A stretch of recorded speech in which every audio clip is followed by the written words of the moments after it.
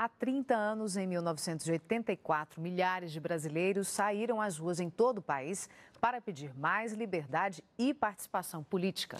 Eu estava lá. Em janeiro daquele ano, um grande comício em São Paulo dava início à histórica campanha pelas eleições diretas para presidente.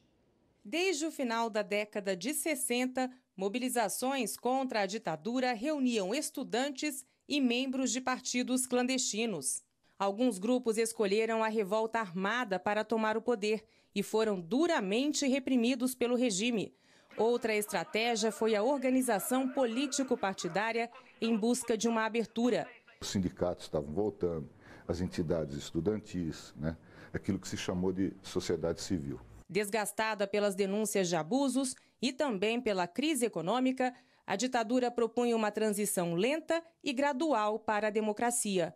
Em 1979, era permitida a criação de novos partidos e 3 anos depois, houve eleições em municípios e estados. Mas ainda faltava o principal, o voto direto para presidente da República. Foi dessa vontade que nasceram as campanhas pelas Diretas Já, criadas a partir da emenda Dante de Oliveira, proposta em 1983 no Congresso Nacional. No dia 25 de janeiro de 1984, a Praça da Sé vivia um de seus eventos históricos mais importantes. Em plena ditadura militar, o primeiro comício pelas diretas reuniu aqui mais de 300 mil pessoas. Quase 3 meses depois, uma multidão seguia em marcha para o Vale do Anhangabaú.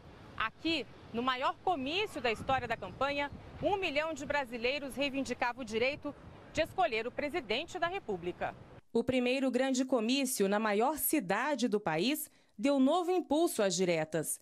O movimento vencia a barreira partidária e agregava forças de diversos setores, como a classe artística. O povo paga imposto, é uma exigência, mas quem paga também pode cobrar. Artistas, cantores, atores, poetas, nós fomos a ponte de credibilização à classe política que estava com a bandeira e o discurso na mão e a capacidade de organização.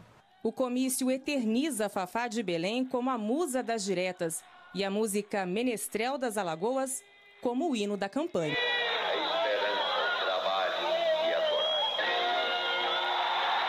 A historiadora Janaína Teles tinha 16 anos na época e era parente de perseguidos políticos. Ela fazia parte do movimento estudantil e também esteve no comício em São Paulo. Os principais políticos ficaram até acho que 11 horas da noite, mais ou menos. E então eu fiquei até o último discurso e vi que a chuva não tirava as pessoas da Praça da Sé. E eu me emocionei com isso. O cineasta João Batista de Andrade, que teve filmes proibidos pelo regime, lembra da presença massiva da população. Era povo tudo quanto é tipo.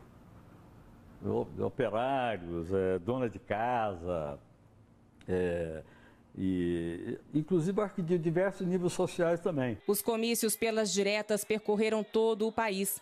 Fafá de Belém esteve em 32 deles. No lombo de burro, eu fui na garupa de bicicleta, eu fui de táxi, eu fui de canoa, eu fui de barco. O jornalista Ricardo Couto cobriu todos pelo jornal Folha de São Paulo. Cada cidade queria fazer maior do que a anterior, Então, se num lugar, por exemplo, São Paulo, teve 300 mil pessoas, Belo Horizonte queria pôr 500 mil pessoas na rua. Aí o Rio colocou 1 milhão, aí São Paulo depois 1,5 milhão, e assim por diante. Quer dizer, as pessoas queriam participar. Mas em 25 de abril de 1984, a emenda constitucional Dante de Oliveira, que propunha eleições diretas, foi derrotada.